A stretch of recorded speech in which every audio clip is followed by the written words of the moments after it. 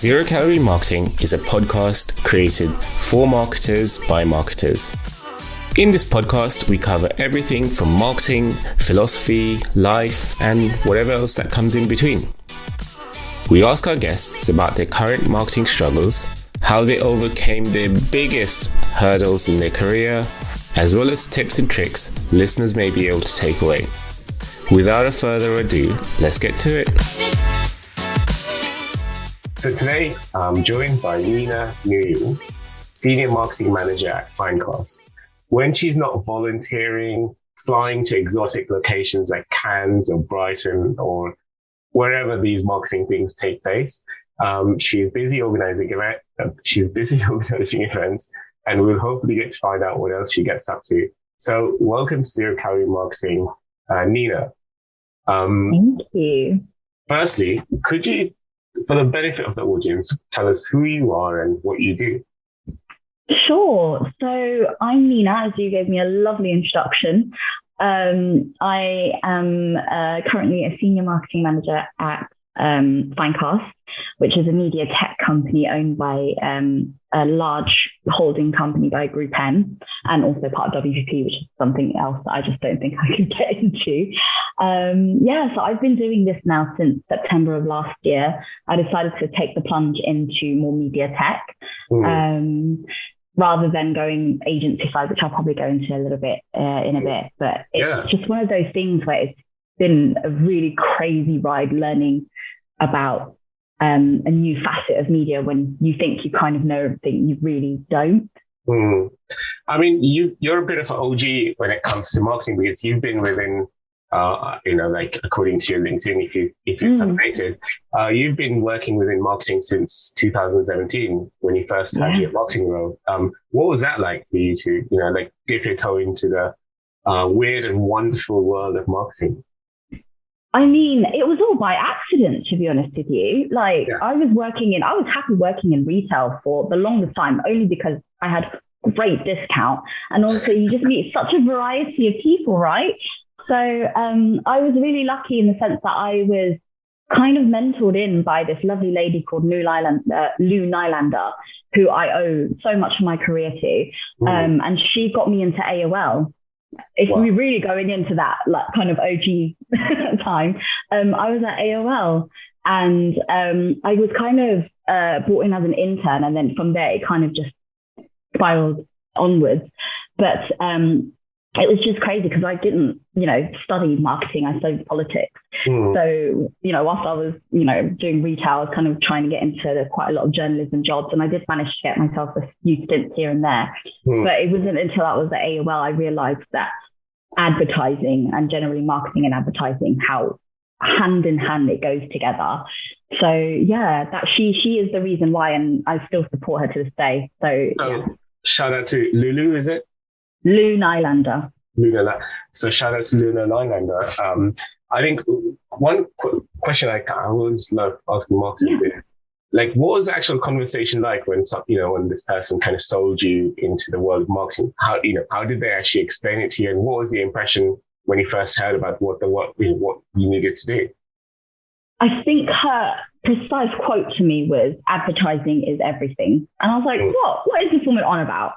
And in my head, I was like, a doe-eyed 21-year-old, advertising is not everything. And then the more you actually delve into the world and the more I started learning about it, I'm like, oh my God, they have everything. And this is before programmatic as well. So I was like, they have all my, it was the years of the cookie capturing. But I was like, oh my God, they have all my data. They have this is how they target me. And it just opens your eyes because it's just an education into a world that, one, I was never really exposed to.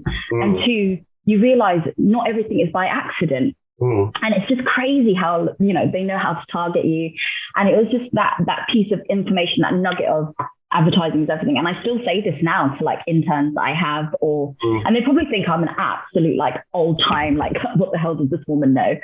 But, in a way, it just manifests itself into different facets. Right now, you've got TikTokers, they don't know it, but they're actually advertising themselves. And when they do brand deals, it's still it's a currency that people don't really understand still, but yet it has a way of seeping into everything. And that's why I find it just so fascinating. And yeah, that was the hook really that got me into it. Yeah, because, the test is always when you explain to your parents what you do. But my dad and my mom, they think that when they type in something on Google, like, I don't know, plumbing service or new jacket or new clothes, suddenly an advert starts chasing them around and they think, wow, this is magical.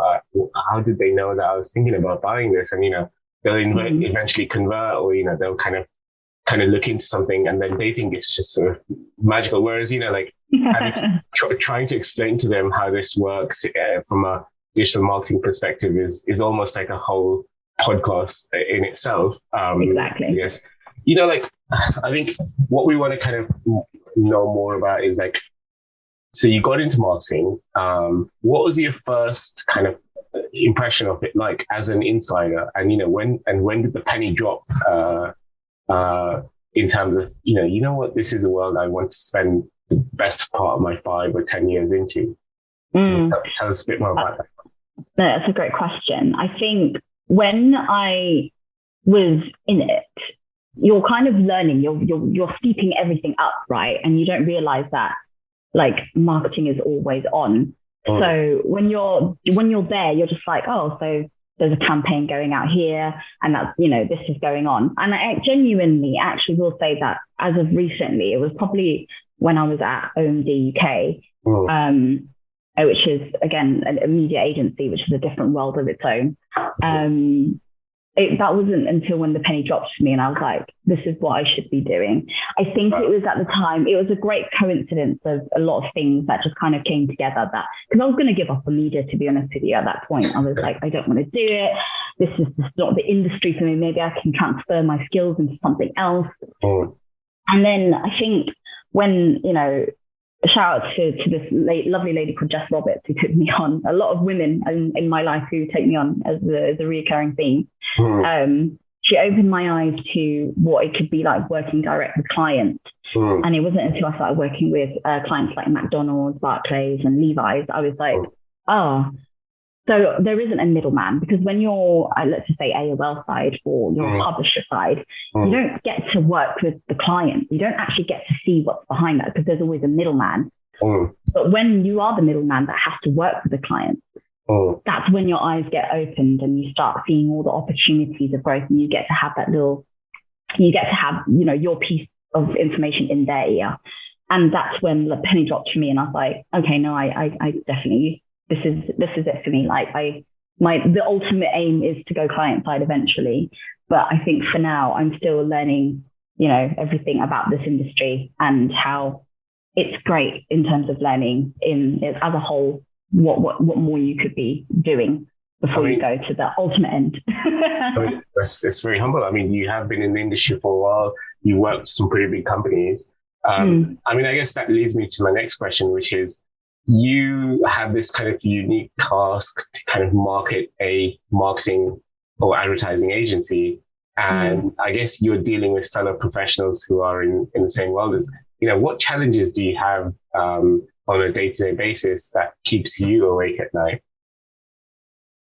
I mean, I think right now, and this is so specific to the current times at the moment, but like with all of us professionals and in terms of just everyone in the media industry, the cost of living at the moment is so prevalent and it's such a big subject. And it's like, well, if that's the case, not just with your own staff, but then also with brands, are they going to be spending the same? Because if they don't be spending the same, then, everything changes. Our whole strategy and, all the wheels inside of this massive watch is turned by the client and what they spend and ultimately what they give us in terms of monetary wise.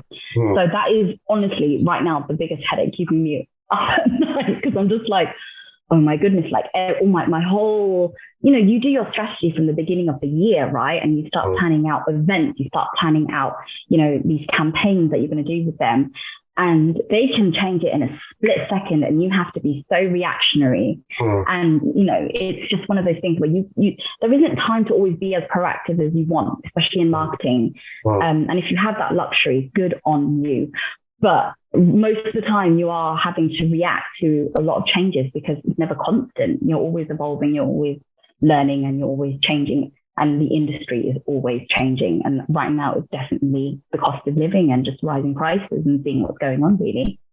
I mean, I have a feeling you'll be just fine, Nina. You know, like honestly, and like in terms of the next question really is from your side. Like you mentioned campaigns. You mentioned, I mean, these are campaigns that you run for other people, but what about your campaigns that you're running internally that attract, that you're looking to attract customers with? Could you tell us, what's been some of your most memorable or the best performing campaigns you've run as a marketing manager to promote your business to your fellow marketing managers and digital marketing managers that are in the open? Absolutely. So currently, I think when you're having a brand that's fairly young, like my one at the moment, making sure that there is a message out there that you need to drill. It's that you're actually having, again, with this always on, there's always on a strategy and approach. So whether that's through PR, we're doing a massive overdrive of PR for my company at the moment. And with my previous company as well, it was just making sure that we were the standard. So we were entering awards like there was no business at all. Winning, shortlisting, entering all of these awards. Don't get me wrong, like you have to understand these awards are costing us. I'm pretty sure, I mean, TMI, like we had a budget of like nearly 80K for awards just so that we would just enter these in just to make sure that people knew that actually it's a humble brag. There's nothing humble about it. No. It's a humble brag to say, no, we are the standard and we are doing like the most for our clients. And that's what I'm genuinely proud of, is like just making sure that we're getting all of these awards, these accolades, coming to us, because it's not only a great reminder to you guys internally what great work you are doing, and it's such validation. There's also validation for the industry to know we are the standard. This is we are your competitors, and that's the fun part of it all as well. Because at the end of the day, you're all in competition with each other. Friendly competition, but it's still competition at the end of the day, right? No. So that's like I think that's definitely my strongest like ROI kind of blueprint for me. Like making sure that we are out there, we are getting our name out there. I mean, moving on from it, I think in terms of you as a marketer, like you not fell into it by accident. You went into marketing. How are there any books or any blogs or any people that you follow that have inspired you to become a better marketer, or have inspired you to hone your craft better? Absolutely. Like I think one of the great things about being in such a fluffy industry is that there's always some form of speaker coming in talking about like their subject matter. And one of the people that I actually got to have the privilege of meeting was Bruce Daisley, and he is the ex-VP of the UK Twitter.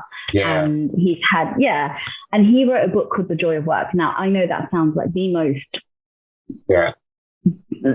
fluffiest title for a book, but the moment I started reading the first chapter, I was just like, oh, so this is probably why I'm resenting my role.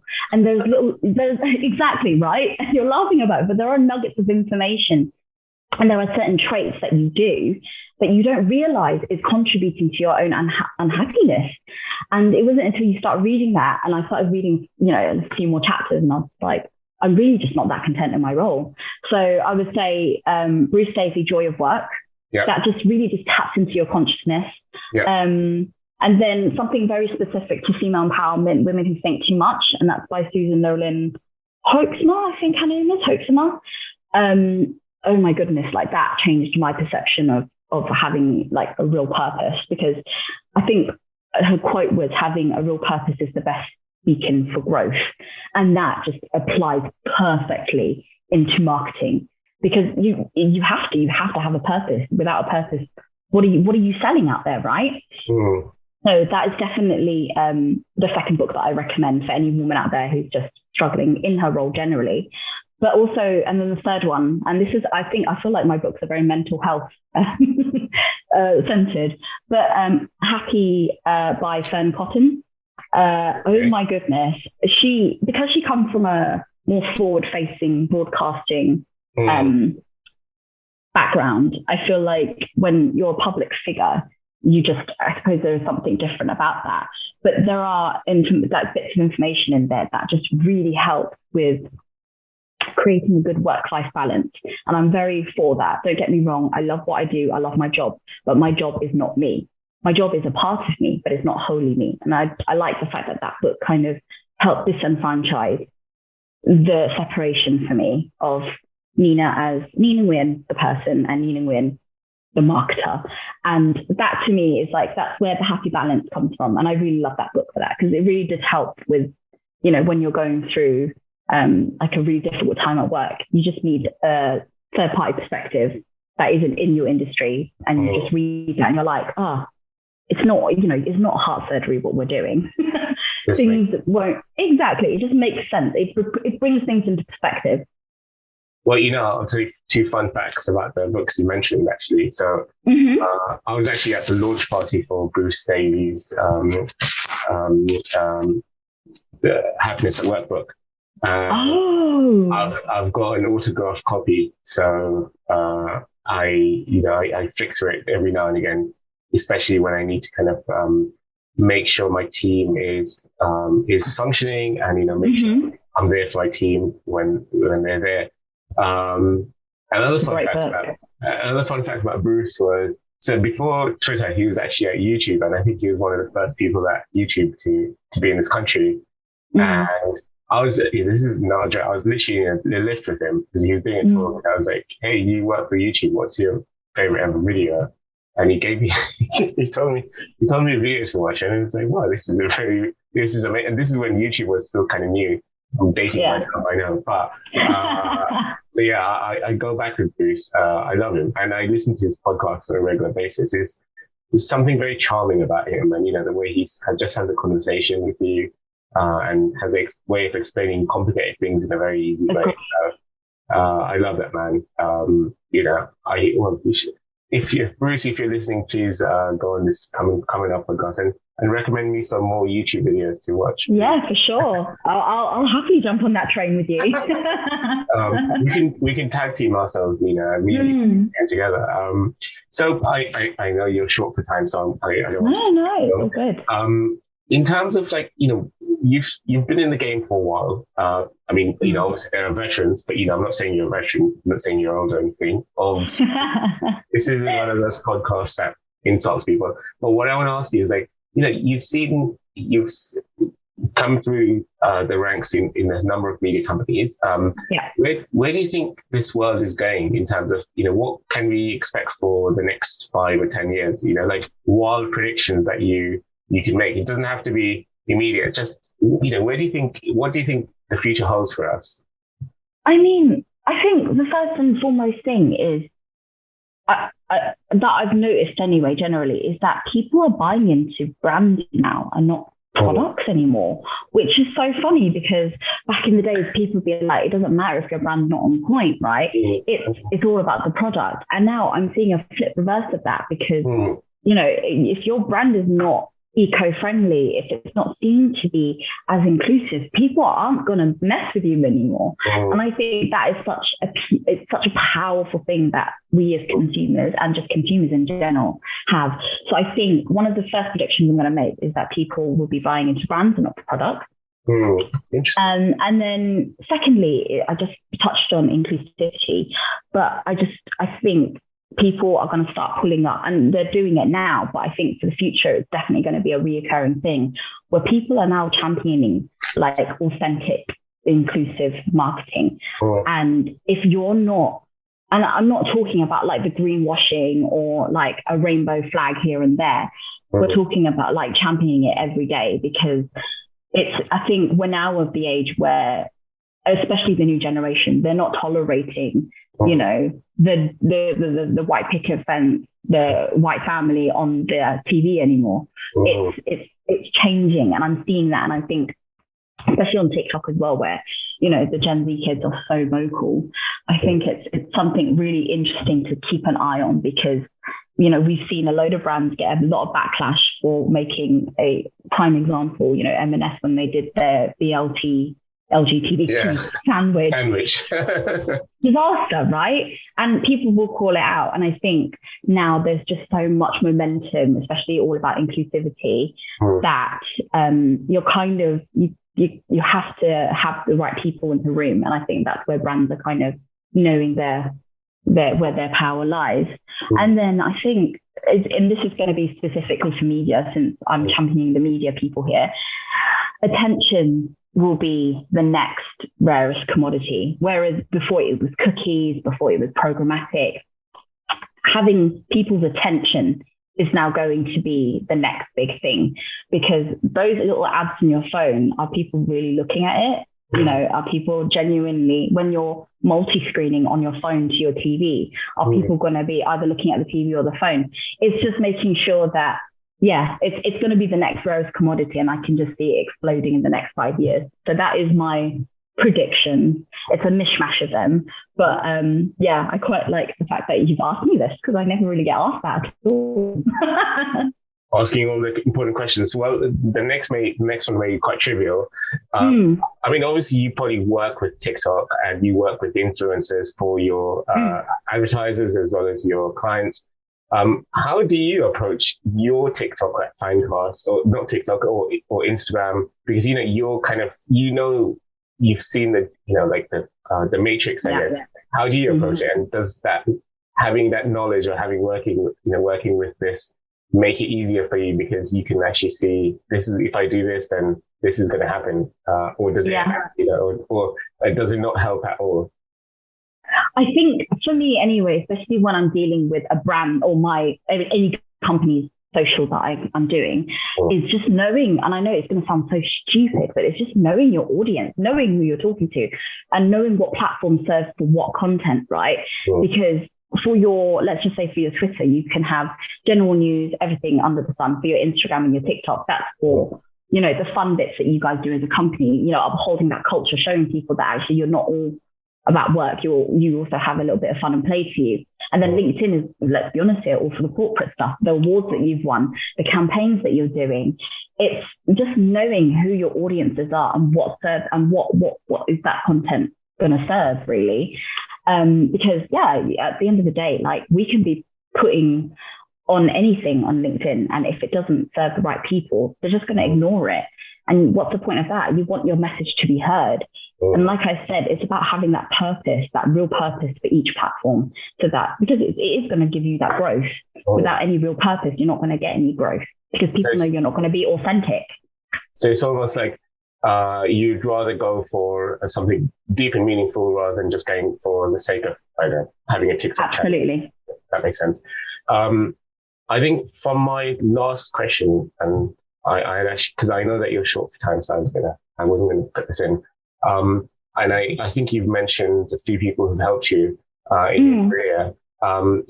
What's your opinion of paying it forward? And, how do you ever pluck someone out and say, hey, you should work in marketing? Or, has that moment happened with you yet? Or is this something that you're... Absolutely. No, absolutely, Sud. Like I said, with that Nina Nguyen, who took me into marketing and just AOL media in general, she is a very proud Black British female.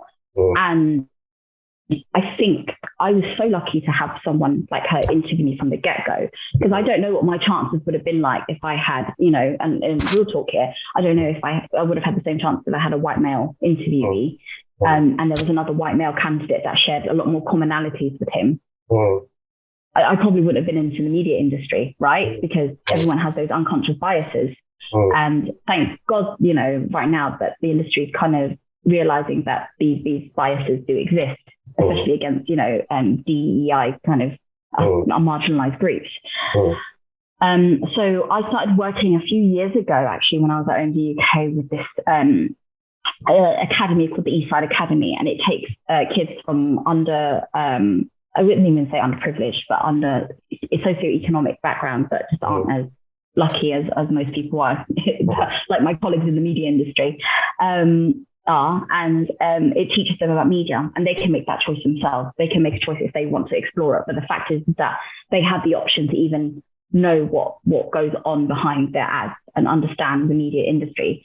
Because truth be known, if you don't study it and you don't know about it, or you haven't had the privilege of having media lessons in your college or your sixth form, or have it, in your comprehensive school, whatever, you wouldn't know about it. Like, you wouldn't understand this industry. To people, it's like Mad Men, but it isn't. There's so much more, right?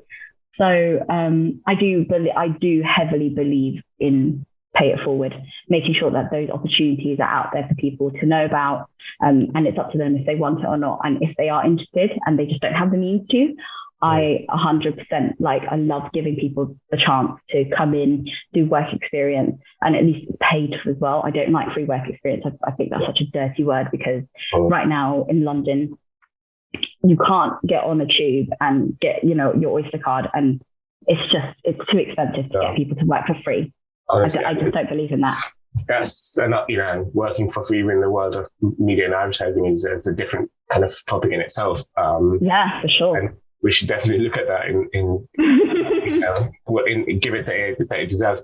Lastly, how can people get in touch with you? If they wanted to reach out to you, ask you for advice, or just generally.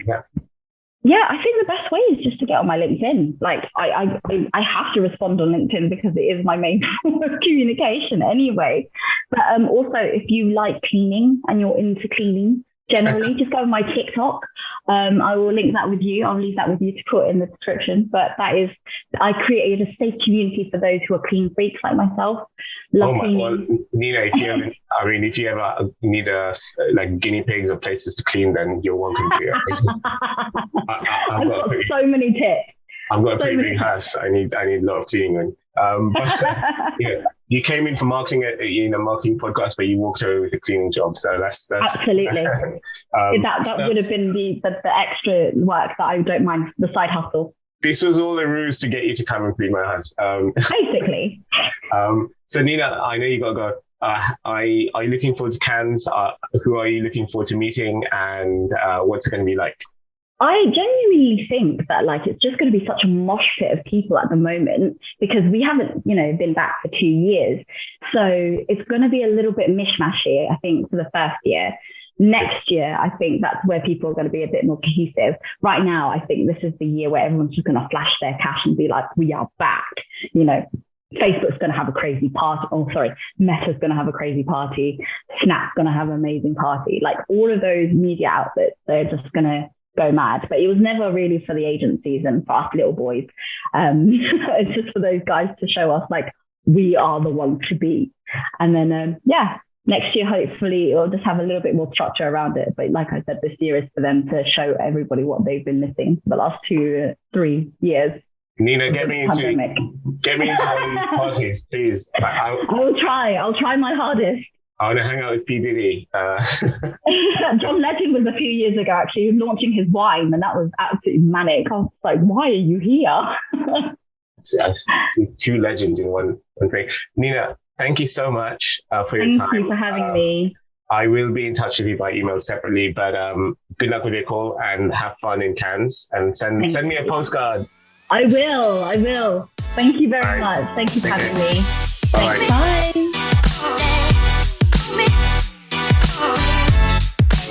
Like what you hear? Then check out some of the other episodes in this series, or visit us at zerocaloriemarketing.com.